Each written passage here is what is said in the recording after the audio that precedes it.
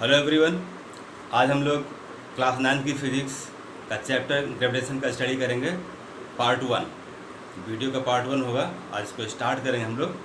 तो इसमें शुरुआत करते हैं। जैसे कि आपने पहले सुना होगा, एक स्टोरी था कि 1665 में एक व्यक्ति एप्पल ट्री के नीचे बैठा हुआ था और अचानक उनके सर के ऊपर एक एप्पल गिरता है और वो उस पर सरप्राइज़ शो करते हैं।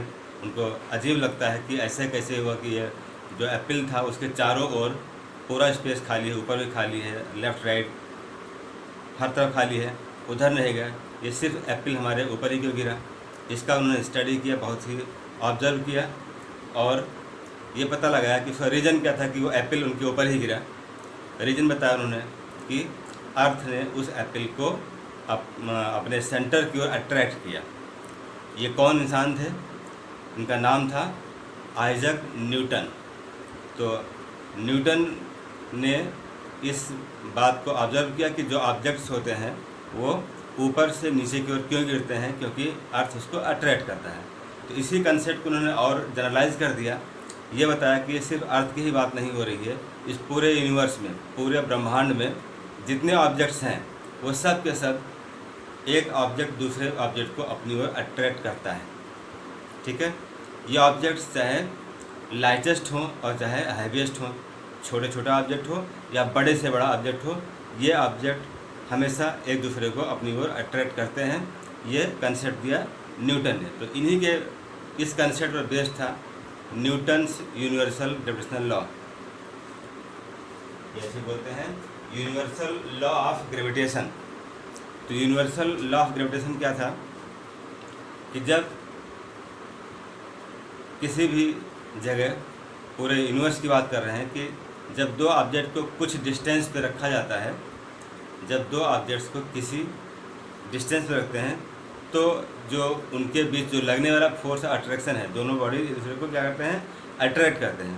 तो जो बॉडीज़ जिस फोर्स से अट्रैक्ट करते हैं उस फोर्स की जो वैल्यू होती है, वो फोर्स उन दोनों बॉडीज़ के मासेस के प्रोडक्ट के डायरेक्टली प्रोपोर्शनल होता है। और यही फोर्स ऑफ अट्रैक्शन दोनों बॉडीज़ के बीच का जो डिस्टेंस था, उसके डिस्टेंस के स्क्वायर के डायरेक्टली इन्वर्सली प्रोपोर्शनल होता है।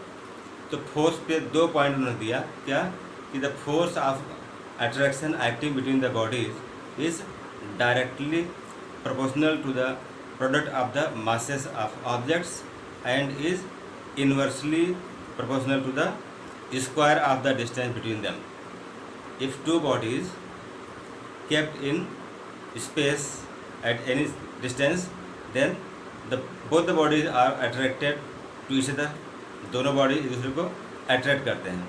तो जो फोर्स अट्रैक्शन है, the force attraction between bodies is directly proportional to the product of the masses of bodies objects and is inversely proportional to the square of the distance between bodies. यही लिखा है पर the gravitational force, क्या the gravitational force of attraction acting between two objects, क्या है, दो object लिए गए, is directly proportional to the product of their masses is inversely proportional to the square of the distance between them. क्या था? The gravitational force of attraction acting between two object is directly proportional to the product of their masses and inversely proportional to the square of the distance between them. The direction of force, the direction of this force is along the line joining the two bodies. दोनों bodies को join करने वाला जो line होगा, अगर उनको join कर दिया जाए तो एक straight line मिलेगा, उसी straight line के along force का direction होता है। ठीक है, अब इसको ऐसे समझते हैं।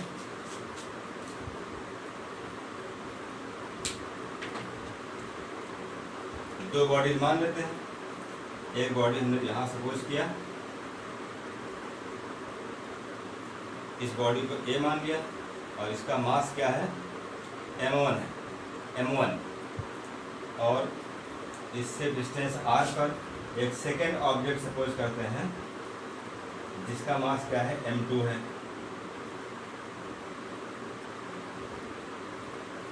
ये मास m2 हो गया। दो बॉडी हो गई, एक बॉडी है A और दूसरा बॉडी क्या है, B है। दोनों बॉडीज को एक दूसरे से डिस्टेंस r पे रखा गया। क्या डिस्टेंस इनका, r। तो डिस्टेंस r कहाँ से लेंगे, इनका जो सेंटर होगा, सेंटर से मानते हैं, यहाँ से डिस्टेंस r जो है सेंटर से सपोज करेंगे, तो इनका सेंटर है, वहाँ से डिस्टेंस लेंगे।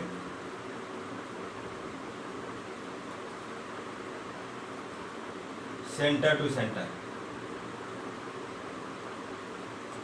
तो दो बॉडीज ए और बी लिए, दोनों बॉडीज को हमने एक दूसरे से डिस्टेंस r पे रखा हुआ है। हाँ, इनके बीच का मीडियम कोई भी हो, मीडियम का कोई फर्क नहीं पड़ता इस पर, ये वैसे रहेंगे। तो बॉडी ए बॉडी बी को अट्रैक्ट करता है, बॉडी बी ए को अट्रैक्ट करता है। ये दोनों बॉडीज एक दूसरे को अपनी ओर अट्रैक्ट करते हैं। तो जो जिस फोर्स से अट्रैक्ट करते हैं वो क्या है, ग्रेविटेशनल फोर्स ऑफ अट्रैक्शन है।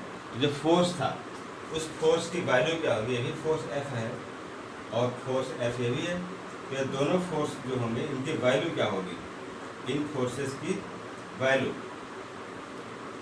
इसके लिए बता रहे हैं कि जो ग्रेविटेशनल फोर्स ऑफ अट्रैक्शन है वो क्या होता है, इन दोनों बॉडीज के मासेस के प्रोडक्ट के डायरेक्टली प्रोपोर्शनल होता है। तो पहला कंसेप्ट क्या था इनका, फर्स्ट कंसेप्ट लिया,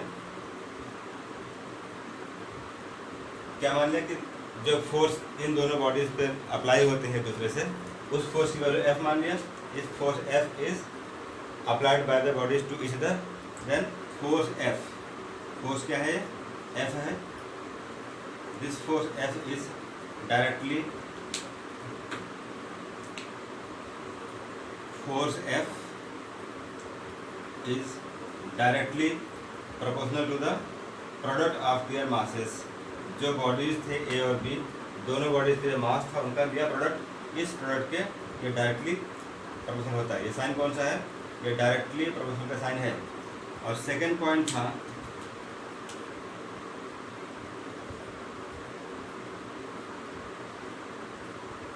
सेकंड पॉइंट है this force F is also inversely proportional to the square of the distance between bodies। दोनों बॉडीज के बीच का जो डिस्टेंस r था, इस डिस्टेंस r के स्क्वायर के इनवर्सली होता है। इन दोनों कंबाइन कर दें तो क्या मिलेगा, on combining first and second, इसको लिख सकते हैं F is directly proportional to m1 into m2 this whole upon r square. इसको और सॉल्व करेंगे तो क्या मिलेगा, इस साइन को यहाँ से रिमूव कर देंगे, तो एक कांस्टेंट से मल्टीप्लाई करेंगे, F equals to capital G m1 m2 upon r square. ये फार्मूला मिला। इस फार्मूले में जो कैपिटल G है वो क्या है, यहाँ लिखिए, where capital G is proportionality constant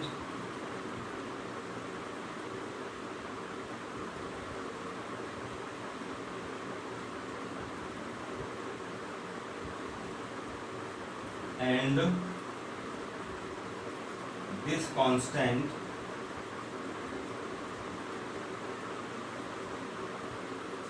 is known as universal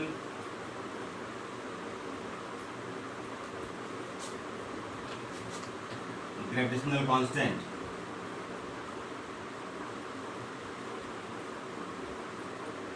gravitational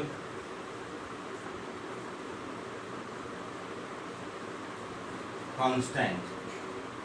जो कैपिटल जी है इसे क्या बोलते हैं? Universal gravitational constant.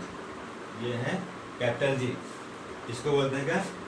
Universal gravitational constant. इसकी वैल्यू क्या होती है? जो कैपिटल जी है इसकी वैल्यू, जो न्यूमेरिकल वैल्यू होती है, वो एक साइंटिस्ट थे जिनका नाम था कैवेंडिश। तो न्यूटन के काफ़ी साल बाद कैवेंडिश ने इसको, उनके जो एक्सपेरिमेंट था, जो उनका कंसेप्ट था, उसका फिर से स्टडी किया और एक्सपेरिमेंटली इन्होंने लैब में इसको चेक किया। तो क्या पाया? तो कैपिटल जी की वैल्यू जो होती है वो 6.67 इंटू 10⁻11 न्यूटन मीटर स्क्वायर पर केजी स्क्वायर होता है। चलिए इसी को लिखते हैं।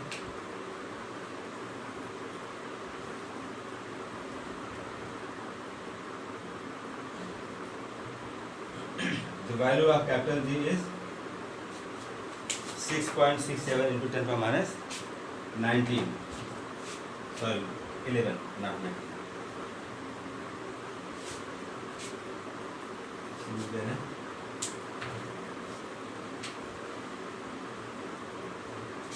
The value of capital G is 6.67 into 10⁻11 newton metre square पर केजी स्क्वायर। ये इसकी वैल्यू होती है। तो कैपिटल जी की वैल्यू क्या है ये पता लगा। ये क्या है? इसको बोला गया यूनिवर्सल ग्रेविटेशनल कांस्टेंट। मीनिंग क्या था इसका? कि इस पूरे यूनिवर्स की बात कर रहे हैं, होल यूनिवर्स में, पूरे ब्रह्मांड में ये कंसेप्ट अप्लाई होगा।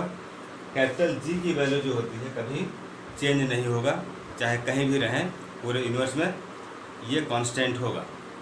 इसके अलावा जो फार्मूला हमारा था F equal to capital G, M1 M2 का R स्क्वायर, इसमें M1 चेंज हो सकता है, M2 चेंज हो सकता है, R भी चेंज हो जाएगा। हम R को चेंज करते रहें, R को कम कर दें, ज़्यादा कर दें, जैसे भी रखेंगे उससे अकॉर्डिंग F की वैल्यू बदलती रहेगी। लेकिन जो कैपिटल जी है, कैपिटल जी की वैल्यू में कोई अंतर नहीं पड़ेगा। ये एक यूनिवर्सल कांस्टेंट है, तो इसको चेंज नहीं होना है। तो इस टाइप से ये लॉ था, यूनिवर्सल लॉ ऑफ ग्रेविटेशन, ये न्यूटन ने दिया था। तो इसको हम लोग ने देखा कि एक फार्मूला आया हुआ F equals to capital G M1 M2 upon R square. हाँ, इसका जो फोर्स है, तो फोर्स का यूनिट क्या होगा? न्यूटन में होगा। उन्हीं के नाम पर इसको रख दिया गया न्यूटन, उनके रिस्पेक्ट में।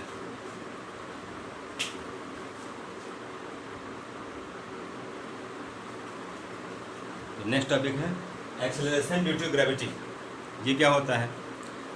जब कोई बॉडी अर्थ सरफेस के नियरेस्ट मोशन में होता है, कहाँ पर? अर्थ सरफेस के नियरेस्ट मोशन में होता है, और किसी दूसरे बॉडी के द्वारा कोई पुशिंग या पुलिंग का फोर्स एक्सपीरियंस नहीं करता है, बिल्कुल फ्रीली मूव करता है, तो उस बॉडी में एक एक्सेलरेशन प्रोड्यूस होता है, जो कि फोर्स ऑफ ग्रेविटी के द्वारा ये उत्पन्न होता है, पैदा होता है उसमें।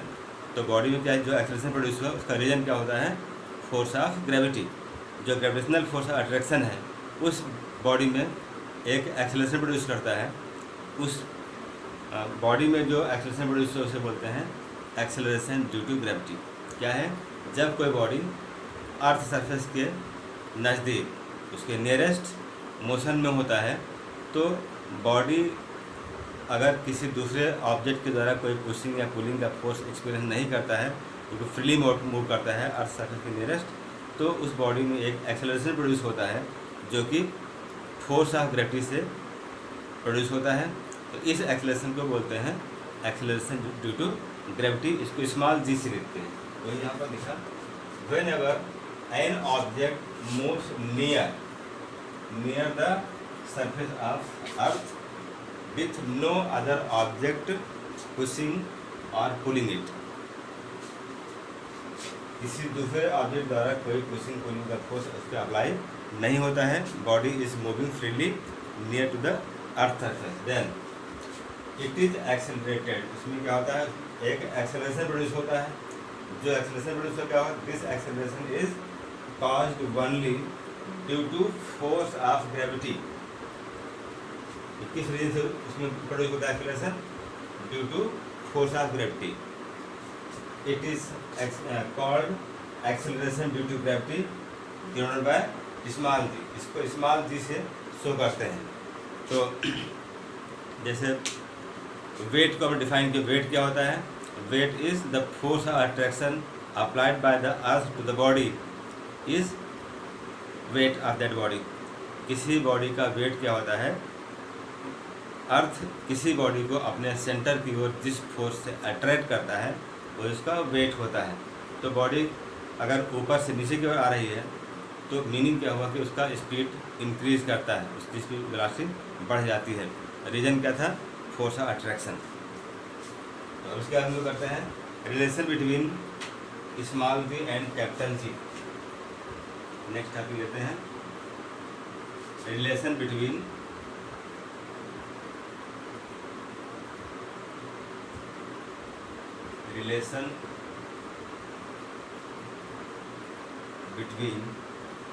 स्मॉल जी एंड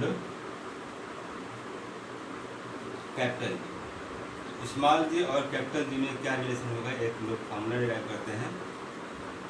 ये फार्मूला क्या होगा? मान लेते हैं कि यहाँ पर अर्थ है और ये अर्थ का सेंटर हो गया। अर्थ का जो मास है उसको मान लीजिए एमी है और जो अर्थ का रेडियस है उसको मान लीजिए आरी है। क्या है ये है अर्थ।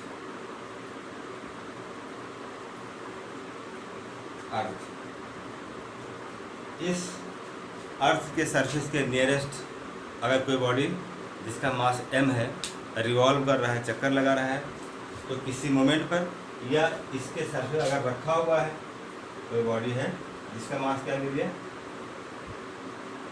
स्मॉल m की बॉडी है, अर्थ के ऊपर रखा हुआ, तो अर्थ भी एक बॉडी हो गई और जो बॉडी आपने रखा है अर्थ के नियरेस्ट या अर्थ के पास, अर्थ के ऊपर था, ये भी एक बॉडी है। दो बॉडी हो गए। तो जो न्यूटन्स लॉ ऑफ ग्रेविटेशन था उसके अकॉर्डिंग ये दोनों बॉडी एक दूसरे को अट्रैक्ट करेंगे। तो यहाँ पर जो बॉडी m है स्मॉल m, इस पर एक फोर्स नीचे काम करेगा, इसका वेट काम करेगा mg। क्या सपोज किया? Suppose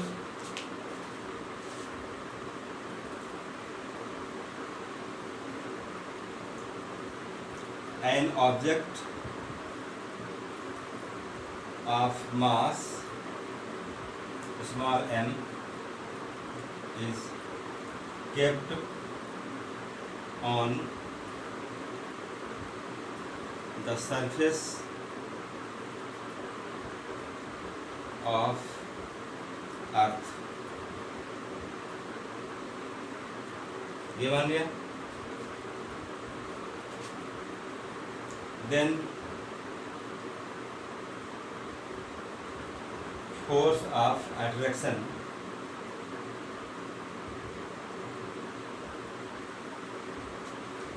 applied by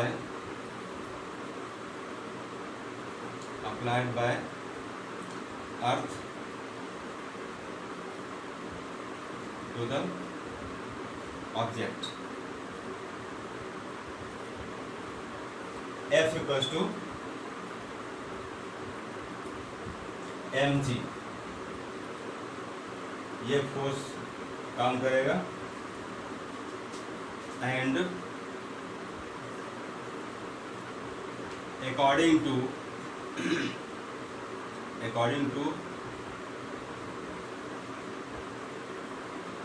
Newton's gravitational law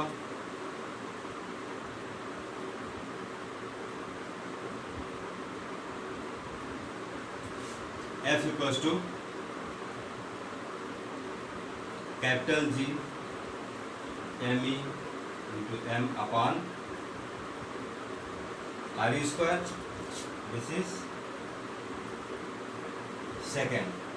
तो फर्स्ट और सेकेंड से क्या मिला हमको? फोर्स तो वही मिला।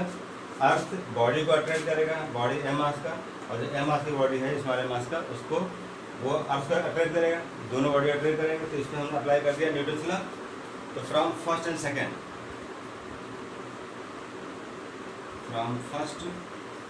and second we get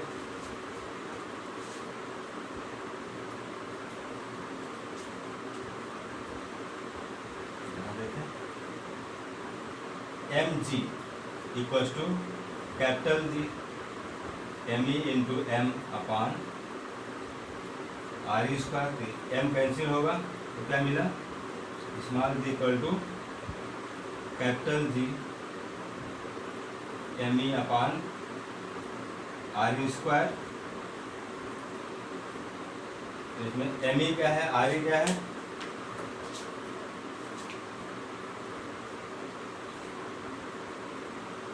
यही लिख रहे हैं इसमें, where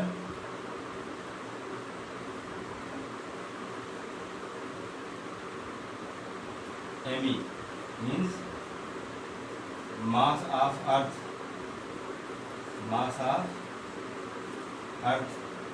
re means radius of earth,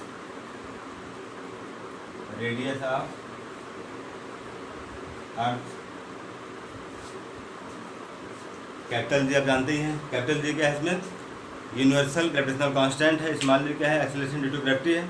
तो एक फार्मूला मिलेगा capital G small g equal to capital G M E upon R square. इसकी जो वैल्यू होती है एम ई और आर के भी कांस्टेंट होता है जी, हमको कांस्टेंट मालूम ही है। तो अगर कैपिटल जी एम ई और आर इनकी जो वैल्यूज होती है न्यूमेरिकल वैल्यू, इनको अगर रख दिया जाए तो स्मॉल जी की वैल्यू हम लोग कैलकुलेट कर सकते हैं। तो कांस्टेंट मिल जाएगा, इसको सॉल्व करते हैं अभी।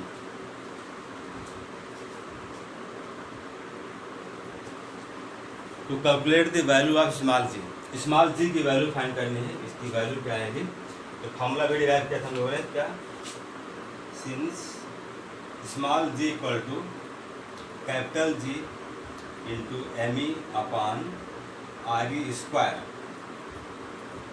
तो जो फॉर्मूला था इसमें capital G small g M E R E सबकी नाम मालूम है। स्मॉल जी क्या है, यह है एक्सेलरेशन ड्यू टू ग्रेविटी। जो कैपिटल जी है उसे क्या बोलते हैं, universal gravitational constant. M E means mass of earth and R E means radius of earth. Since capital G equal to 6.67 into 10⁻⁻11 newton metre square पर kg square. Mass of earth M E is 6 into 10⁻24 kg। R E means radius of earth, this is 6.4 into 10⁻6 metre. तो ampere system में या SI system में मैंने सबको लिखा कि मास of earth, radius of earth constant है, कैपिटल जी मालूम है कि कांस्टेंट है। तो इन तीनों कांस्टेंट यहाँ रखते हैं तो क्या मिलेगा हमको, स्मॉल जी मिलेगी। Capital G means 6.67 into 10⁻11 into M E, mass of earth means 6 into 10⁻24, this whole upon R E square means 6.4 into 10⁻6 का स्क्वायर। इन सबको सॉल्व करेंगे तो क्या मिलेगा, ऑन सॉल्विंग कैलकुलेशन खुद करेंगे।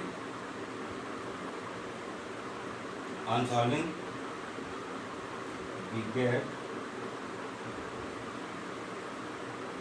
जी इक्वल टू 9.8 मीटर पर सेकेंड स्क्वायर। ये जी की वैल्यू मिलेगी आपको 9.81 अप्रॉक्स वैल्यू है 9.8 मानते हैं इसको, और इसी को हम लोग अप्रॉक्सीमेटली 10 मान लेते हैं होल नंबर में। तो जो वैल्यू हमको मिलता है फाइनल, उसमें जो वेरिएशन आता है बहुत कम आता है, बहुत ज़्यादा नहीं होता। तो इसको हम लोग कैलकुलेशन को और इजी बनाने के लिए जब करते हैं न्यूमेरिकल, तो वहाँ पर जी की वैल्यू 9.8 को अगर ज़रूरत पड़ती तो हम लोग इसको अप्रॉक्सीमेटली 10 मान लेते हैं, तो वैल्यू लगभग सेम रहेगा। तो अप्रॉक्सीमेटली आपको 9.81 वैल्यू इस पर सॉल्व करने मिलेगी। तो ये स्मॉल जी की वैल्यू है, ये कांस्टेंट होता है। तो यहाँ तक किया मैंने आज को, और इसके बाद हम लोग नेक्स्ट टॉपिक लेंगे नेक्स्ट वीडियो में। आज को ही फिनिश करते हैं। तो इसको देखिए, आप लोग नोट्स बनाइए, तैयार करिए इसको, और जो क्वेश्चन बुक में दिए उनको आप अटेम्प्ट करिए और वीडियो को देखने के बाद में इसको सब्सक्राइब, शेयर, लाइक और कमेंट्स ज़रूर लिखिए। तो जो भी आपकी प्रॉब्लम होती है आप कमेंट बॉक्स में दे सकते हैं, उसको हम लोग फिर देखेंगे कैसे क्या करना है, रिप्लाई मिलेगा आपको। तो आज का वीडियो क्लोज करते हैं। Thank for today. Next topic हम लोग नेक्स्ट वीडियो में लेंगे। Okay, thank you.